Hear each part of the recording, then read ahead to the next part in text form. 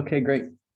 Lynn, thank you so much for joining us today. We're really excited to have you to have a wonderful conversation on everything related to NFTs and music and things like that are going on in the crypto space. This is part of our Accelerator Education series. This is NFT week, and this is the wrapping up the all of the events that we've had this week. So without further ado, Lynn, do you want to go ahead and give a quick intro?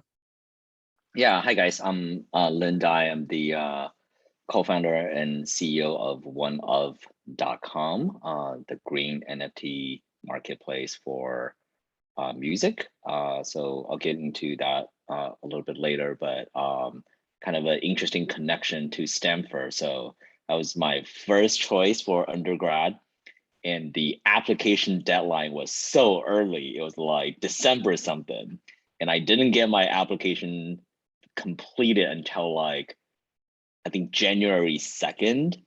And I remember like I never told the story before. Me and my best friend snuck into his like internship place where they have a like postage meter machine, and we backdated the we hacked the machine to have it say like December like 24th or whatever the crazy early deadline was.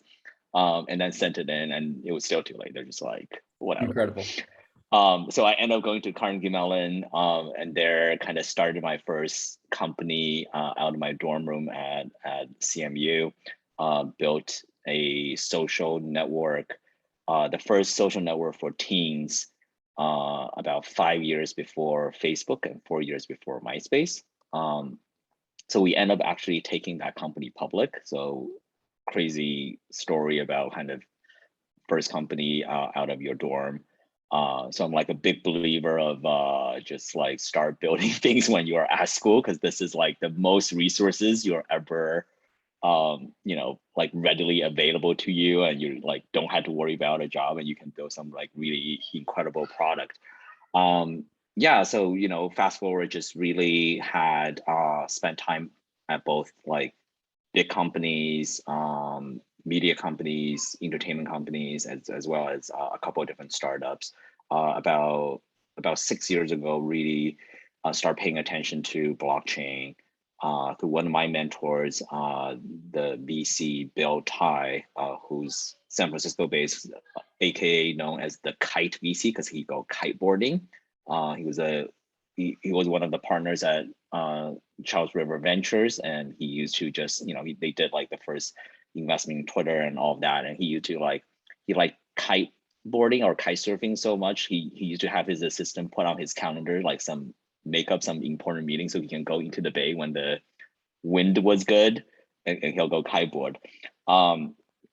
So Bell's like one of the earliest investors in companies like Bitfury, which is the largest Bitcoin mining company outside of China. And so we were talking about very early on, as early as, probably 6 or more than 6 years ago, about how to apply blockchain technology to non-financial applications. It's very apparent that like, blockchain is going to like revolutionize and change like banking and payments and all of that. But we were like thinking about like one layer beyond that. So music entertainment was very interesting. There's some early ideas around applications like, more transparency around record royalties paid to artists. There's definitely also a lot of, I thought there was a lot of industry resistance to that, as early as 6 years ago. So and then fast forward about 2.5, 3 years ago, Bill came to me and was like, you had to look at these blockchain cats. And that was like kind of the first time kind of, NFT actually like, caught people's imagination because of CryptoKitties. So we're like, wow, this is really awesome, right? Because they can represent a digital cat, but it can also represent like a digital album or a digital merch that artists can share with their fans. And it's kind of a direct relationship, as direct as it can get. So that was pretty exciting. So that kind of started me down the rabbit hole of, not only just kind of building blockchain software, but specifically building NFT software that eventually led to OneOf.com, which is kind of a music NFT platform. Great, great. Yeah, thanks for the intro there. I guess you kind of answered this a little bit already, but I'd love to dive in a little bit more on why you wanted to focus on music, right? Like why music in particular? Why is that vertical interesting to you, or to your team from technological perspective or opportunity perspective? Yeah, I think I think listen, who's not interested in music, right? Like everybody kind of naturally all have like music or music artists they're very passionate about. Music is also, to me is very interesting because it's very democratizing. Like art has always been like, in the hands of select few. And you see that in crypto art world also, right? It's more democratizing than traditional art world, but we're talking about like, people's 5,000 days auction for $60+ million. It's really not in the hands of masses.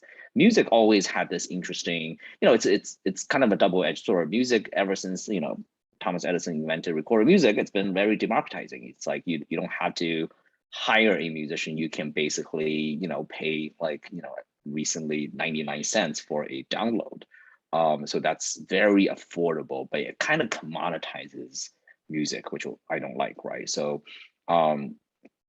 if I really appreciate John Lennon's Imagine and want to own that, there's really no way. Like I listened to it on Spotify, and John Lennon's estate receives a penny for every stream. But the same amount as I would, if I would stream Britney Spears, third track on her fourth album, right? So like, no offense to Britney, it's just like but it's like the value that's associated. I would say if it's a limited edition collectible, now you can see like, hey, Imagine can probably go for millions of dollars, or at least far more valuable than Britney's third track on her fourth album. So I think that's kind of a little bit very interesting to me is basically that the price discovery for music is actually very easy for the normal consumer to understand. It's very hard on art, right? Why is Bebo's painting of a bull carrying a Bitcoin worth like $700,000, and I can paint a bull with a Bitcoin and that will probably be worth $7, right? In that. So like, art is kind of in the eyes of the beholder, and music is already went through kind of the popular selection process that everybody now have like is easily shared opinion because it's so accessible. So which I think that's like super valuable. So for us, we wanted an application that really it's really, we think about NFT as a gateway to the broader blockchain ecosystem.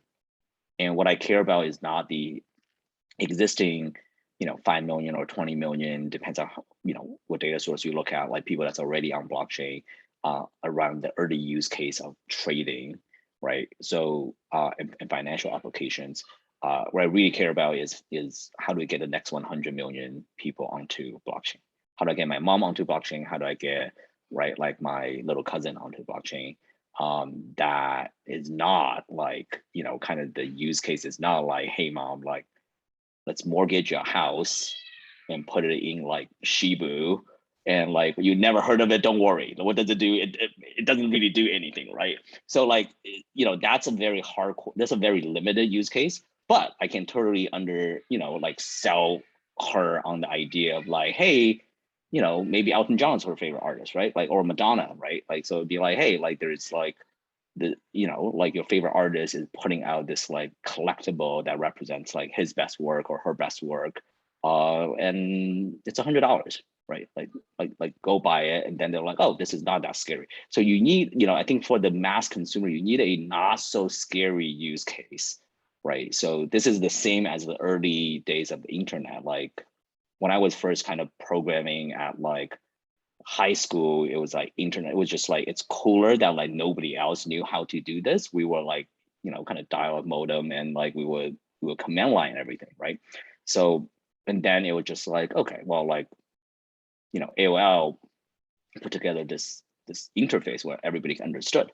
So that's kind of where we are at, right? So we're kind of in maybe second innings of blockchain adoption, and like you really need a fun, easy use case as well as a much easier intuitive interface for consumer to grab onto. So we thought music is like just about as perfect as interface or gateway as it can be, because like everybody understands music. Music is not scary. Music is fun. You're passionate about music artist, and then we just so with that content we can now build the second half of the equation, is like how do we make the interface much easier for people to onboard, right? So that's relatively that's relatively easy, right? So compared to kind of finding the thing that like, hey, what is one thing that 100 million people all can share their love around, right? So like basketball is something, right? So that's why NBA Top Shot is doing super well. We think music, other than sports, music's probably even potentially a even bigger shared passion point for everyone. Yeah, that I think that makes a ton of sense. I guess so recently, this past in the past couple of months, there was a nice announcement that you raised a significant amount of funds. Congratulations, and good. I think that gives you some good runway to achieve your goals. So I'm curious, what are you planning to do with that? Like, what are your next steps? Yeah, it's funny. So I think we probably raised, one of the biggest, if not the biggest, like seed round. It's like literally our first round.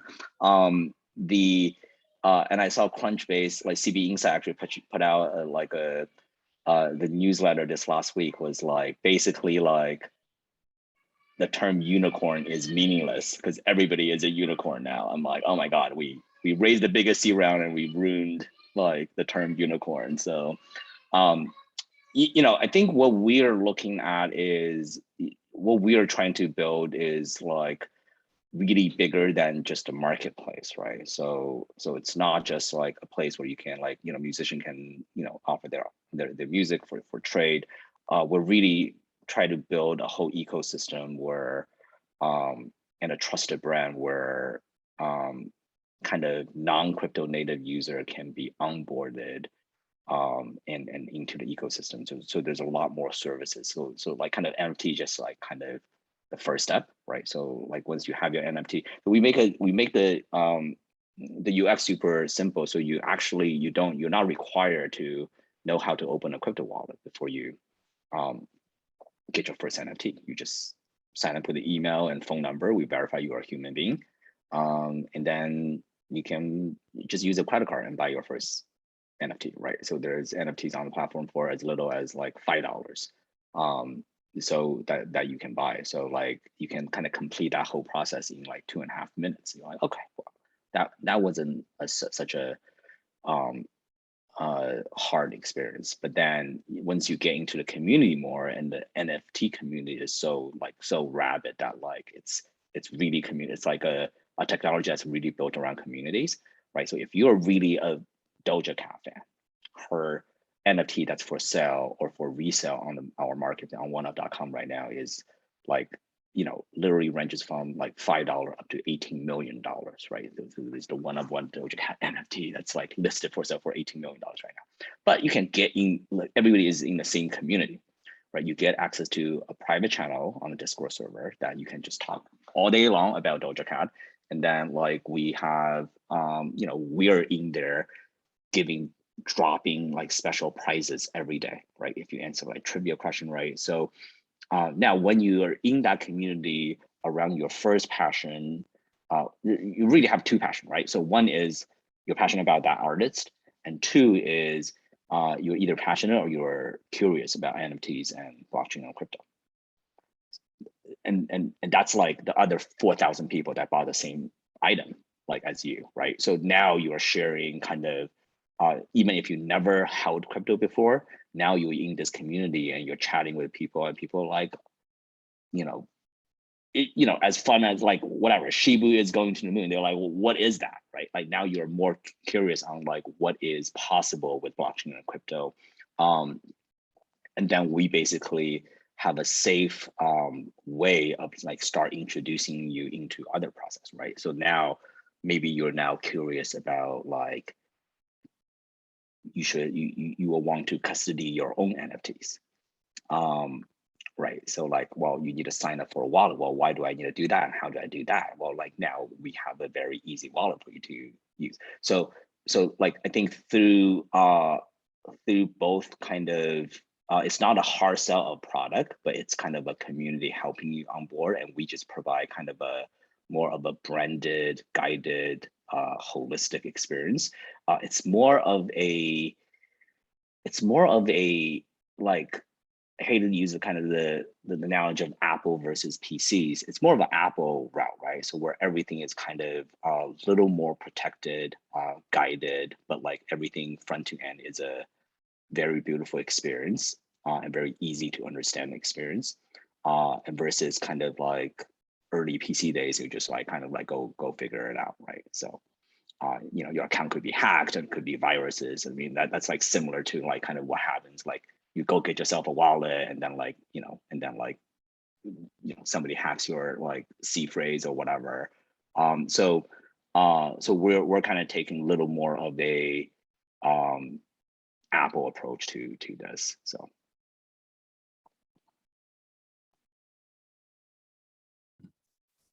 Awesome.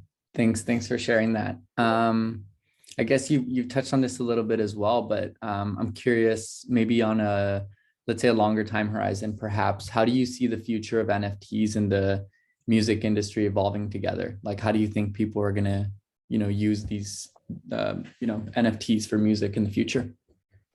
Yeah, I think we're like just in the probably, the most exciting, but also probably the worst phase of NFTs, right? Like it's like NFTs are like nothing right now. They're just like kind of for the most part JPEGs, right? So we're really always trying to think about NFT as community and NFT as utilities. So I think NFT basically easy things that can replace in the music industry is one as a distribution channel for actual music, right? So right now artists really collateralizes their music recording revenue by signing contracts with major record labels. That's majority of the revenue do go to the label. Now the recording company fulfilled a very important role, right, in kind of recording and marketing the project. But the way artists make money on recorded music it's very hard, like, right? So if you're a independent artist, if you are a like if you're not the biggest artist in the world, the streaming algorithm prefers, Taylor Swift's always going to make a lot of money on a streaming platform. If you are a new artist, even if you are good, it's very hard to make a living on that. So NFTs represents a new way for a wider swath of music artists to monetize their recording directly. Because I don't need it, it's kind of like, now I no longer need to have 1 million listeners.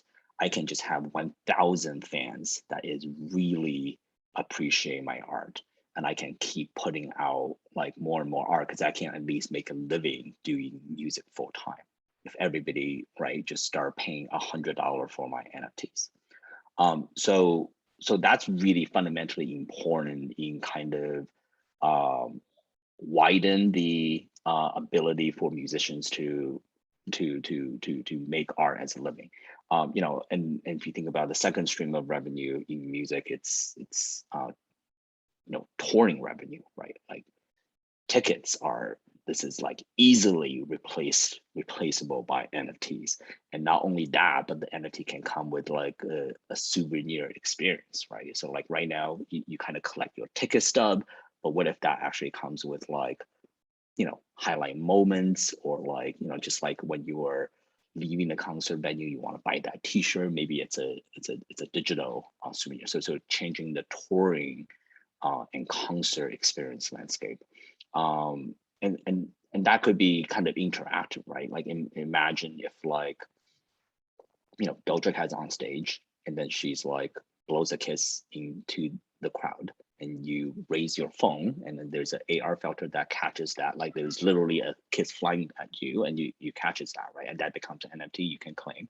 And an NFT now can actually be unlock a whatever, like a new character in like Decentraland or in like any of these metaverse or just even just like games, right? So I think there's a lot of not only kind of your NFTs right now. We're at a stage where your NFT, you buy an NFT, and then you can unlock a golden ticket to Doja Cat's next tour. That's kind of what we did in her first drop. You buy an NFT, and then like some of the NFT comes with a golden ticket. So that's basically like digital to physical.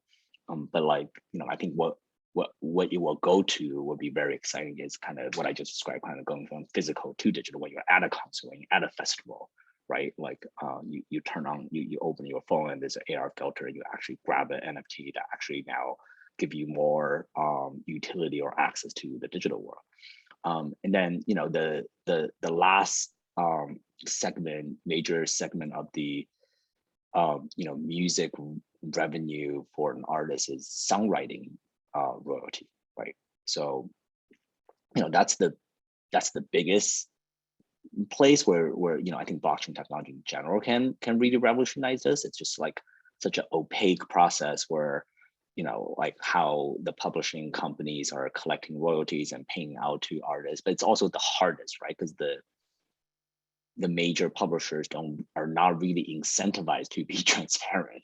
So they had to employ these like thousands or tens of thousands of people. Like if blockchain just like algorithm just replace all of that, like, right? So but I think it's kind of inevitable, it's going to go towards there, right? So I think all things eventually go to the least friction, least friction and highest liquidity form.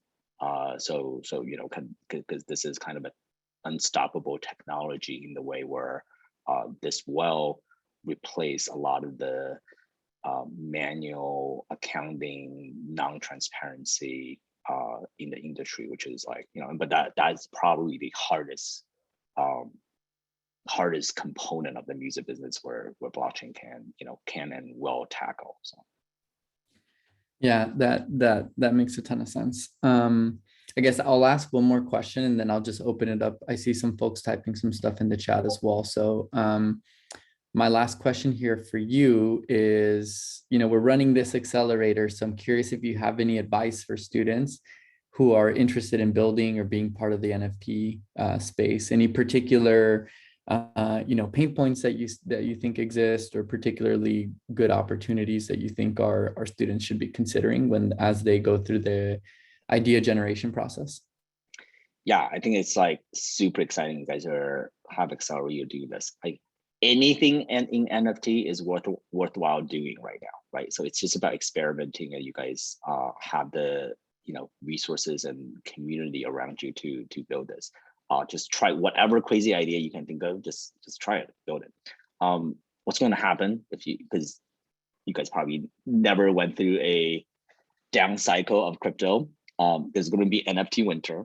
So right. So but like if it's the project that really persists over time, right? Like CryptoKitty was like dead for the last 2 years, and it's like the CEO Rohan, great CEO, he's like the steadfast vision of NFTs will be like so important, and they outlasted everyone, right? So I think, and they turned CryptoKitties into NBA Top Shots, into now NFL deal. So like so I think it's I think build something that you are just very passionate about.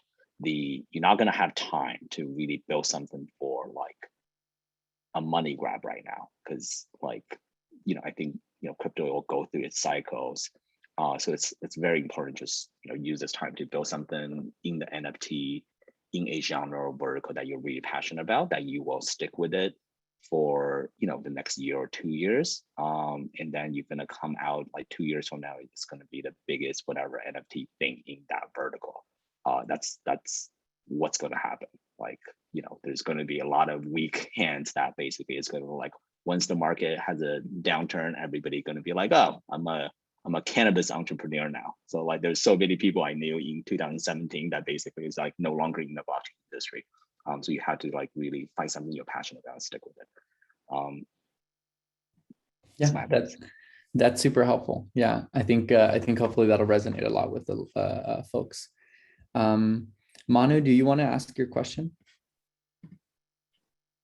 Thank you. First of all, just thanks for this. This has been great, especially the last thing you said about kind of going through the winter and how you have to persist. But I just was curious how you think about the legal component of NFT drops for, Doja Cat and just how it works more broadly. Like, do you work with Doja Cat? Do you work with the label? Who owns those rights? Yeah, great question. So before I answer that, I want to answer the earlier question. I did permanently move to Miami. I'm a 20-year New Yorker, and the pandemic like kicked my ass last summer, and like, me and my wife were like decided we're gonna try to go to find a bigger bigger house to quarantine in, and then we're kind of like loving Miami a lot now. So the legal component, so music is like very complicated. It's the most collaborative form of art, right? Because every song you hear, it's like literally, it's not just the music artists. There's a lot of little guys, right, that like take part of it. But there could be the producer, could be the songwriter. You could have like 7 different songwriters on the song. And there could be the engineer that has like a small percentage. So there is a function for like publishers and major record label in there, right? Because otherwise there's nobody protecting the rights of everybody else, record royalty wise. So we do have to, so pretty much if you want to do anything like music as NFTs, you have to work with most likely the artist, the music label, and the publisher. So those are 3 components. The artist basically can give you rights of using her name and likeness, right? It's photos of herself, and using name to promote. And of course, the song is made famous by the artist. So the artist needs to authenticate it by, and like the technologist's dream authentication is just like, well, you can see that's like Doja Cat's wallet where that's minted. Well, like no consumer can really wrap their head around is that her wallet or not. So basically you need the artist to be promoting it on social media to be like, this is my first drop, go to this website to find my first drop.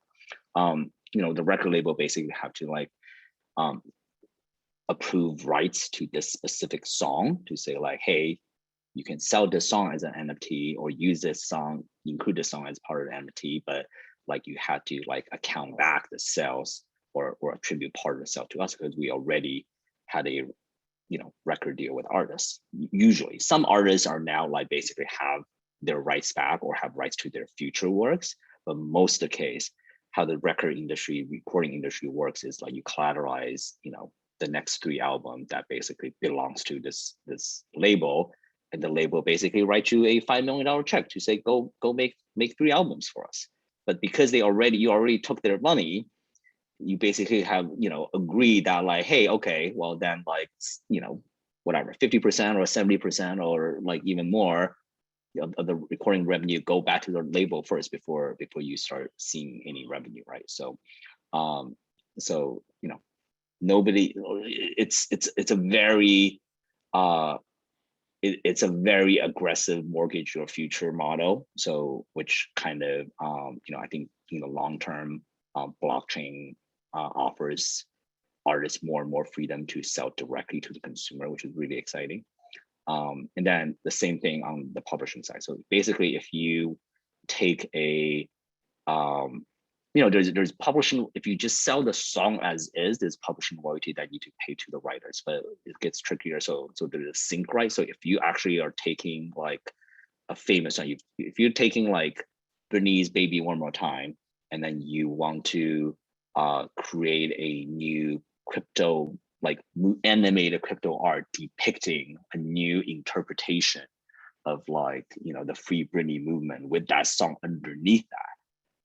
Now you had to negotiate on a case by case basis what percentage is going to be paid to the writer of that song, not the performer. So that's very complicated. So we basically picked the most complicated form of in art to NFT right? Like sports is a lot easier. You do one deal with the team or the league, you're done.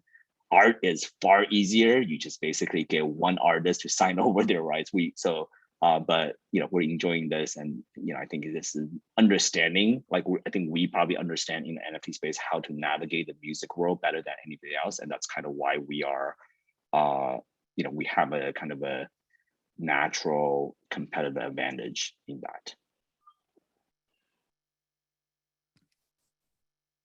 Great, thank you.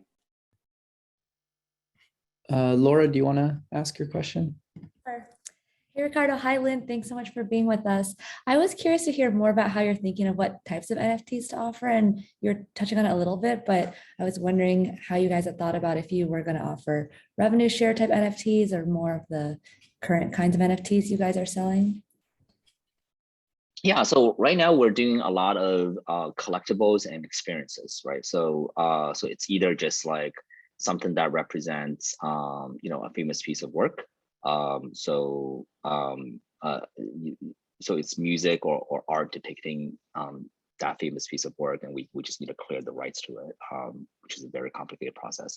But the second type we do is NFT that represent experiences. So the Doja Cat collection, the art is just these 7 rotating 3D animated icons.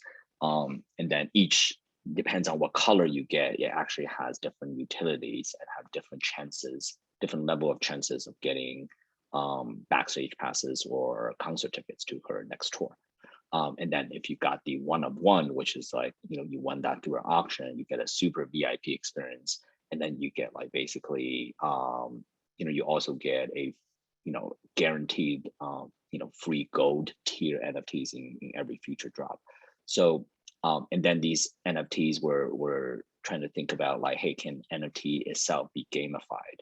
So 2 ways to gamify these, right? So one is kind of an NBA Top Shot, like you open a pack, you get a random NFT or random collection of NFT. So there's that excitement of like, I don't know what I can get. There's a small chance I can get a super rare one. That's exciting, right? And when you do get that rare one or a somewhat rare one, the confettis fly on the website, and then you get that dopamine hit. You're like, this is the greatest experience ever. I just like want to open another pack. So the other second way to gamify this is like the actual token itself. We kind of see it as either game pieces or keys to something else to unlock something else. So we're experimenting. So the Doja collection is like basically there's 7 tokens.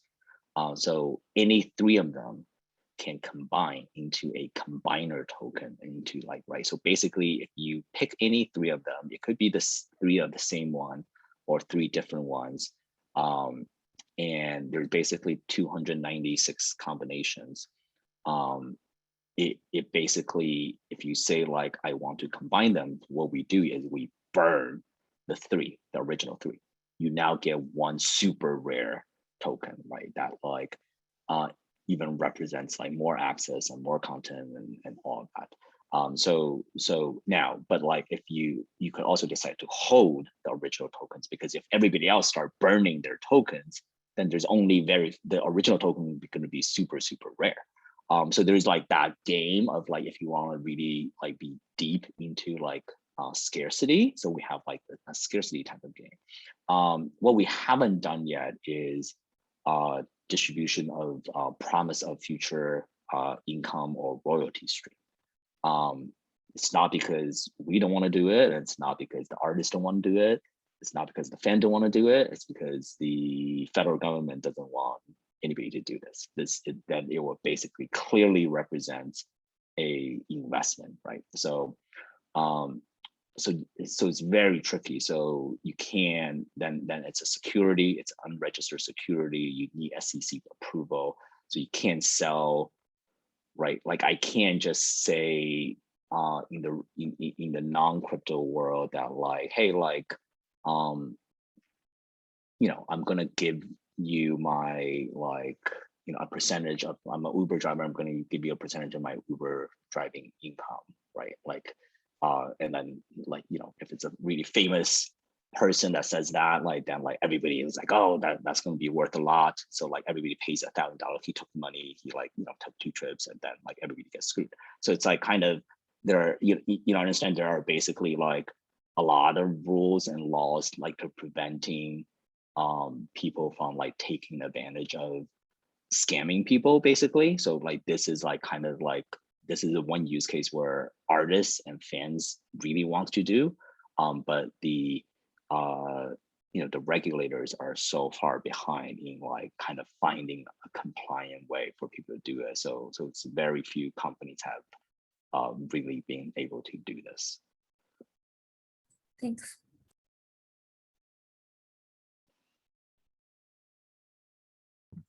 Okay, let's see.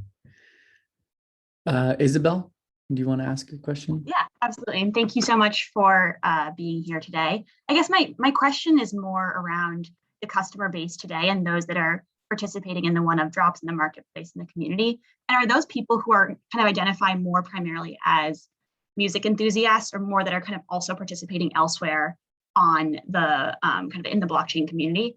And how do you think, if at all, it differs from other NFT communities or marketplaces? Yeah, I think we're very different, right? So, I think OpenSeas is basically 300,000 very,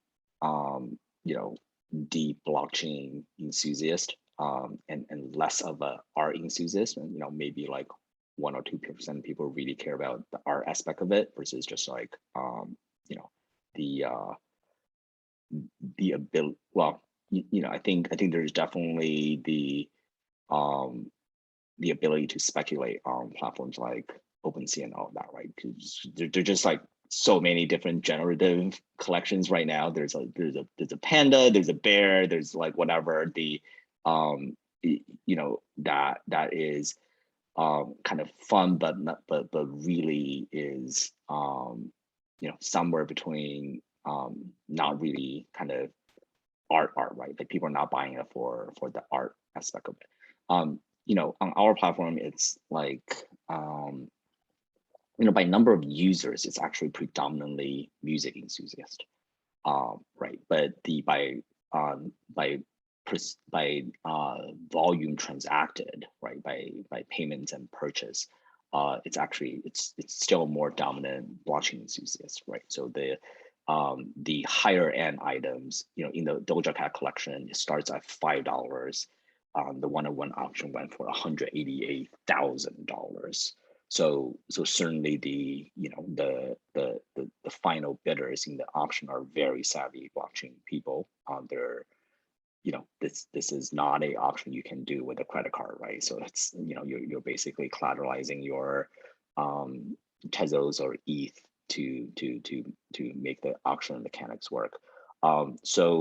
But what's really interesting is like what we are set out to do is really convert the music fan into crypto enthusiast. And that's like happening every day.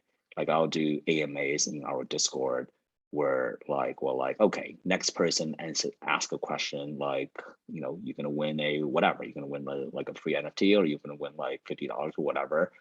And like very often, random people that like we pull up on stage are like, they're like, yeah, but I didn't even know anything about NFTs, and I'm a Doja Cat fan, and I bought like, a $20 NFT, and everybody's so nice here, and they're helping me learn about Bitcoin and everything else. So I was like, this is like great. Like this is like we're not even like, I feel like, I was like, my staff, I'm like, are you guys like planting these people in the audience? Because they're like, no, we promise you, we're not. But I think that's kind of what's happening. And I think over time, just by the sheer number of how many non-crypto native users that we are onboarding every day, the transaction volume is just going to eclipse the high right? The high price item buyers, they're just less turnover, right? Like if you buy something for $5, you list it for sale and somebody bought it back from you for $10 just because it's not available in the primary marketplace anymore. And maybe that person bought like 2 of them and they want to sell one of them for $15. So it's like a lot more active volume of like fun collectible trading. And when you buy something for $188,000 and you want to sell it for $18 million, you'll probably sit on the marketplace for a while, right? So it's actually not moving, turning over as much. So so I think we're very bullish on being able to kind of convert like crypto curious or NFT curious audience into like kind of like really like, you know, full blockchain enthusiasts over, you know, not very long periods of time, right? And then this is really kind of the power of NFT and NFT communities. Thank you so much. That's fascinating. Great. Let's see. I don't see anything else in the chat. Does anybody else have a question? If not, I have a couple more things I can ask as well. I'm curious, what kind of NFT projects are you guys thinking about working on? What do we Do have? you want to share?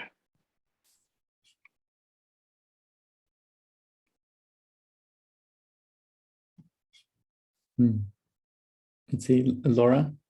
Not exactly an NFT drop, but I was curious to ask you. I've been interested in thinking about how people are going to display and interact with their NFTs more. So not exactly, I guess, the kind of collectibles that you're doing, Lynn, but I'm just curious, are people talking in your community about how they want to share or display their NFTs, whether OneOf or other NFTs? Yeah, it's there's like terrible options right now, right? Like if you spend like $10,000 on a piece of crypto art, you're like, what do I do to put it on my computer screen? Like who sees that? Like, you know, you want to display that. You know, I think that's why kind of for the time being, the PFP collection, the profile generative, like profile icon collections is like huge, right? Because that's like you can display that in your digital identity to like everybody can see, right? People you don't even know can see that and be like, oh, like that guy is like cool or whatever, or rich or whatever the inference you want to draw from that.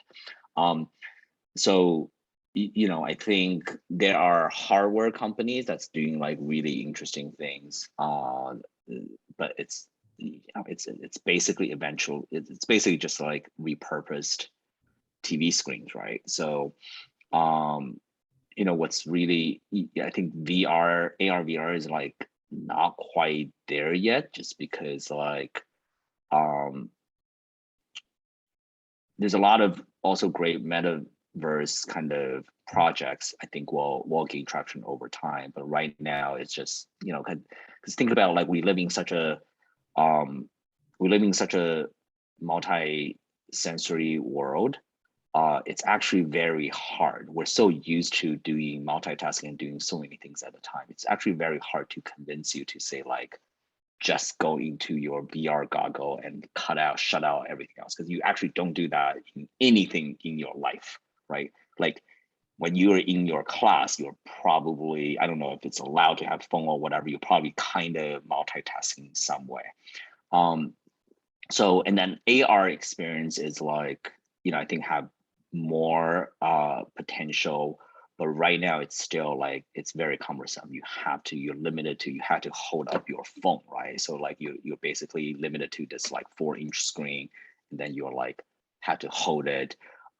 So you know, I think there's both a lot of room to grow there, but it's not quite there yet. So the hardware display and then the you know, the the reality displays are not quite there yet. You know, I think the short term better things would be kind of the digital ways, right? So like the very like hack way to do it, just like replace your Twitter icon with a NFT. But like it'll be really interesting and not a far stretch to say like, hey, like we're all on Zoom right now. My background could be my art I own, right? And it could be a authenticated plugin that only the owner, right, the owner of the wallet can actually display their art. So I think there's some like kind of, and also like, let's say like your your TikTok or your Instagram, not just your icon, but the content you post, could incorporate like, like there could be a a sticker or whatever that is like your art that only you can authenticate and display that. So I think there's kind of like the social digital social element is, I think there's like kind of some like actually pretty low hanging fruit to display things nicely, because all you want to do is just show it off, and it's like mainly digital works of art or works of music or art that is actually could be kind of displayed through some of these like Zoom or Instagram or TikTok or whatever. So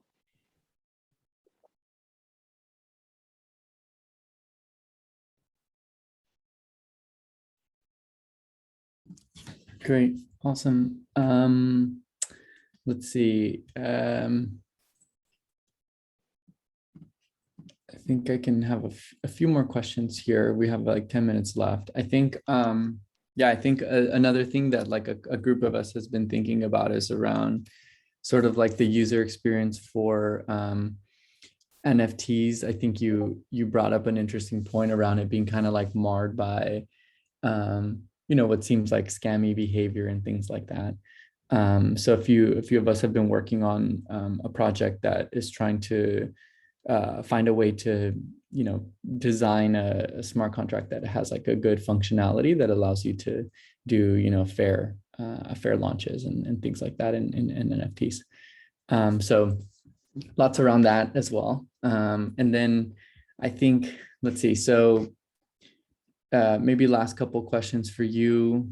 In what ways do you think NFTs are being underutilized? Like where do you think that people aren't using them to their full kind of opportunity? Oh, like everywhere except the profile icons. I think we're like peaked at the just like how many different cute animals you can do. So yeah, so I think in general, like people haven't done a lot of like NFTs representing digital proof of authenticity is like kind of the first step, and that's natively easier to do. I mean, smart contract is just the term smart contract is just a very well designed and marketed term, but it's not really a contract. It's like just predetermined like if then statements, right? So if you think about these are what NFT is, kind of like ultimately it's a token that can authenticate, or it's few lines of code that can authenticate anything, right? So what I think like also areas of interesting is like what things really requires authentication, like luxury goods, right? So like the Louis Vuitton bag, to now like how do you marry the NFT technology to other layers of technology? Is it like is it a tag or is it a digital vision? Because your camera's resolution is so good right now, it can actually probably detect if this down to the like substrate level, if this is like kind of a match of the original like kind of leather that like this batch of bags are made from. So I think there's a lot of interesting ways of like how not not NFT as a standalone technology, but how NFT marries with like other advancements in technologies that can be like even make the use case like much more deeper and useful to everybody. Because right now the use case is just like it's a collectible, right? So it's a collectible of something that, you know, and maybe it comes with experience, but it's not like far enough, right? It's not actually like fundamentally changing you know behaviors and you know and culture. So you know, I think on like art and music, it's like doing a lot and starting, you know, to open a lot of eyes. But you know, I think kind of beyond the super sexy use cases, right, of like making money or being famous, the other use cases are actually like, I think, far more impactful to like everyday life. Yeah, got it. I guess like kind of in that conversation, another thing that struck me as well is you know, some of the platforms, I guess, you know, the way that you all have built out OneOf, I think that, you know, you've had to kind of make a trade-off between being, you know, quote unquote crypto native versus making a platform more accessible. I'm curious, like, how do you think about that? Like, what would you recommend for you know, students and folks that are kind of building from scratch? Yeah, those are actually like two very different answers, I think. So I think if I'm putting myself in your shoes, Web3 is so powerful. Why would anybody do a bridge or hybrid between Web 2 and Web 3, right? So like, it's just not the future. I totally get that, right? Like, and I would say like for everything you guys are building, you should push the boundary of like Web3 technology and don't worry about how to make your version of the technology and your vision fit in the existing world. Like there's, right, if you keep thinking about how your technology is going to fit like how everybody else is already doing, or what legal requirements that prevents this from like happening, like if every entrepreneur or technologist thought that way, there would be no innovation, right? Like you just like everything is impossible. So there need to be a there's a lot, especially like when you guys are like building things like at school, like you know it should be the most ideal version of the product you're building, with like a healthy dose of disrespect for establishment and rules. So like, you know, I think that. So for what we are doing, it's we're not trying to it's just a very different very methodic way. Like we get hated on, I would say, by like a certain percentage of the population community for not you know, by my peers for like being like not truly decentralized. Truly decentralized is very, very hard, right? So you know, so deciding between truly decentralized or really making an impact in kind of as a bridge to usher 100 million users into this ecosystem, we kind of like the goal is different, right? We're very clear. We're not trying to like the job isn't to replace the music industry. The job is to like open the eyes of people that would be resistant to crypto. So we serve a different purpose. Every other product has been built in the space are largely nerds building product for other nerds. So so that's like that's totally cool for kind of the first inning of the game. We're kind of at the second inning of the game, which is like, okay, right, like now we know everything works. How do we make this like simple enough that like that somebody else, like right, somebody not as nerdy as me can actually like to, you know, take that action and repeat it, right? So it's not like you know, it's not about me setting up a like MetaMask wallet for my mom and buy something for her like on her computer, you know, like on OpenSea. It's about like how do we make the product easy enough that like non-technical people can like use it repeatedly with ease and forget the technology layer there is. So we have a little bit different goal, but I would encourage you guys to not do what I do and like, you know, but just go out and build the most amazing thing, push the boundary of whatever Web3 can possibly do for people, right? Because by the time you productize it, it's probably like, you know, everybody I onboarded would be like ready to go like deeper down the rabbit hole. So Great. I love that. Yeah, thanks for everything, Lynn. Really appreciate you taking the time to chat with us. We'll share this out shortly after this on YouTube, and really appreciate you taking the time. Thanks for being here with us. yeah, thank you for having me. Mhm. Thanks, guys. Bye.